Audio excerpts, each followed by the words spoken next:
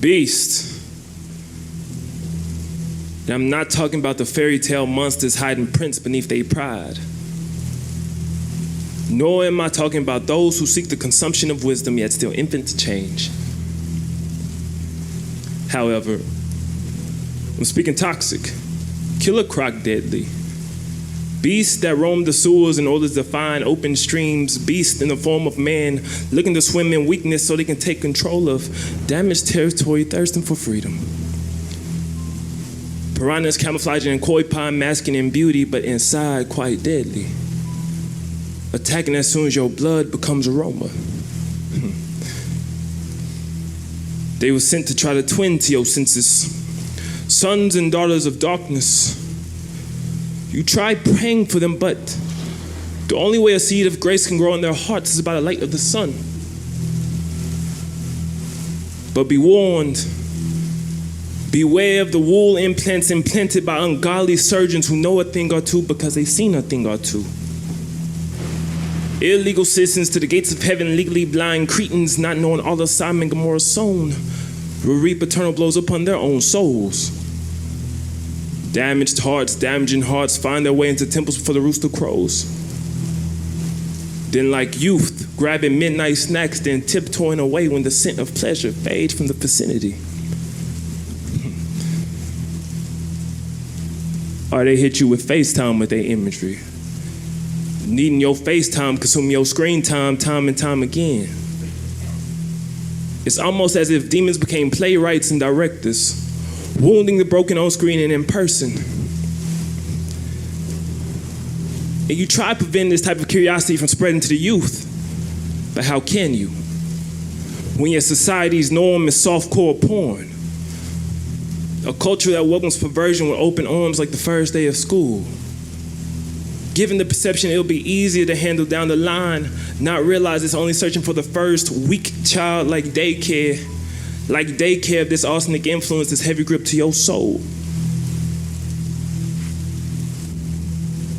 Dear brothers and sisters, I understand your pain. I've been struck yet not killed to no feeling. Feeling as if everyone is opponent to you. Feeling as if you are stuck in the ramifications of the very ones who conceived you. Finding blame on souls who were once in your shoes, unknowingly making your ears vomit the love they give because the honest words in which they consume became laxative. Waiting for the diary of your heart to properly flow through the bowels of their soul. But if the truth stays trapped in the tomb of fear, then the child is being trained by whom, I wonder. Either you've fallen into the hands of the lost or their vices located in devices. Your hurt has history. And the days counting to that moment was something that met your wounds in ambush.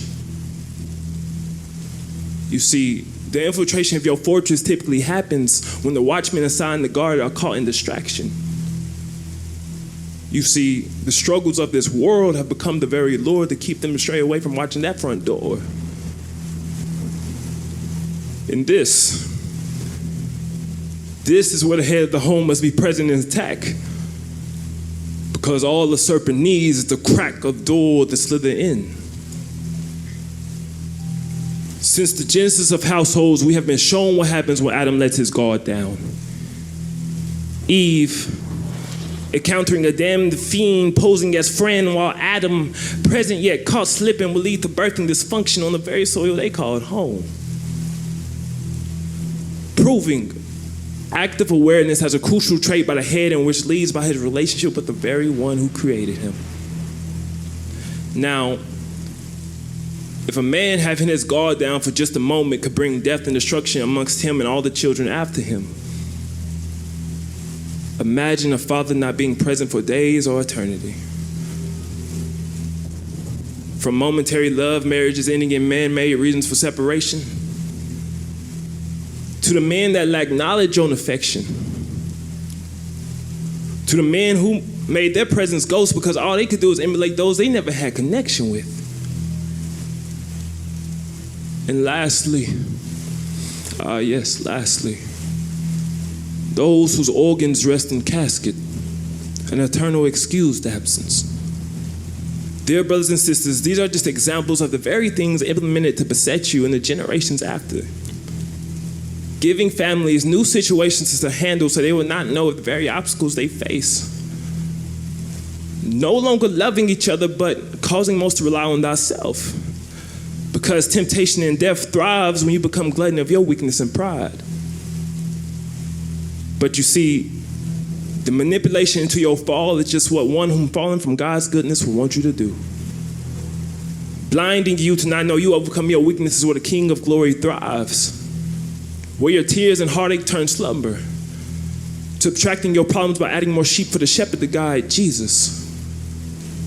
One who chose to die for your very troubles, carrying the weight of your pain so that you have a chance to reside in eternal glory. For God so loved the world that he sent his only begotten Son to carry the weight of your pain so that you have a chance to live peacefully past death. So cast the weight of your burdens upon him, and he will lead you from those who seek your demise. For evil seeks for your pride to become king, and for you to infect others with trauma and hurt, not telling you you're slowly becoming the pallbearer to your own casket.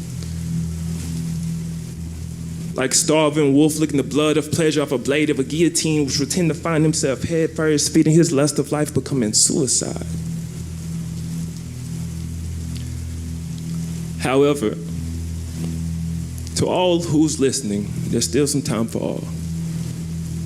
So do not be afraid, but beware of who you choose to let anchor to your soul.